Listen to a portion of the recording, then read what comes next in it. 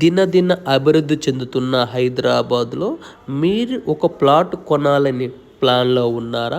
అయితే మీకోసం మంచి ప్రాజెక్ట్ తీసుకొచ్చాను.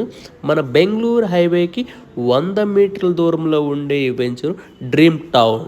సో మీ కలలు సాకారం చేసుకోండి. ఈ డ్రీమ్ టౌన్ ద్వారా మంచి డెవలప్మెంట్స్ ఇచ్చారు. Excellent developments. ఈ ప్రాజెక్టు మనకి 25 ఎకరాల్లో ఉంది. తక్కువ ఇన్వెస్ట్మెంటు, మంచి లొకేషన్ అండ్ ఇక్కడ మనకి రీసేల్ కూడా తొందరగా అయ్యే అవకాశాలు ఉన్నాయి. ఎందుకంటే ఇక్కడ మనకి పోలేపల్లి సెడ్జ్ ఉంది 1000 ఎకరాల్లో. అండ్ ఈ పోలేపల్లి సెడ్జ్కి ఈ వెంచర్కి మనకి 500 మీటర్ల దూరంలో ఉన్నది. ఇలాంటి లొకేషన్ మంచి లొకేషన్ అని చెప్పుకోవచ్చు. ఎందుకంటే ఇక్కడ 60% వరకు కంపెనీస్ అయితే రావడం జరిగింది. ఇక్కడ మనకి 300 మంది ఎంప్లాయ్మెంట్ అయితే రన్నింగ్లో ఉన్నారు.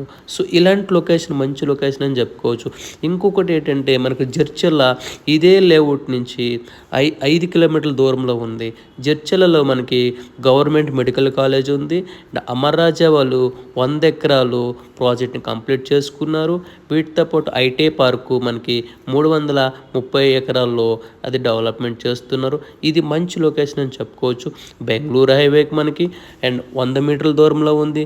పోలేపల్లి సెడ్జ్కి 500 మీటర్స్ దూరంలో ఉంది. అండ్ జడ్చర్లకి 5 కిలోమీటర్ దూరంలో ఉంది ఈ లేఅవుట్. సో మనకి and RRR ring road coming ఏదైతే రాబోతుందో దానికి 10 మినిట్ డ్రైవ్ అని చెప్పుకోవచ్చు. సో ఇలాంటి మంచి లొకేషన్లో కానీ మనం ఇన్వెస్ట్మెంట్ చేసుకుంటే రీసేల్ తొందరగా వస్తుంది.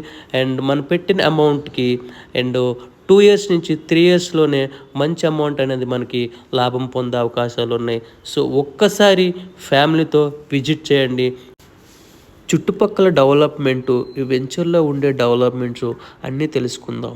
ఎందుకంటే ఒక్కసారి సైట్ విజిట్ చేస్తే మనకు అన్నీ తెలుస్తున్నాయి. సో ఈ వెంచర్కి అప్రూవల్స్ ఏమున్నాయి? MUDA approveds and RERA approveds and bank loan సదుపాయం ఉంది. అండ్ ఇవన్నీ కూడా చాలా అద్భుతమని చెప్పుకోవచ్చు. ఇంకొకటి ఏంటంటే మనకి ప్లస్ పాయింట్, ఈ లేఅవుట్లోనే కన్స్ట్రక్షన్ కూడా చేస్తున్నారు. ఎందుకంటే ఈ సెడ్జ్న అనుకుని ఉండే లేఅవుట్లో మంచి రెంటలు వస్తాయని ఒక ఆలోచనతో ఇప్పుడు ఇమ్మీడియట్లీ కన్స్ట్రక్షన్ అయితే చేయబోతున్నారు. ఇందులో కూడా మనకి అద్భుతం అని చెప్పుకోవచ్చు. Thank you.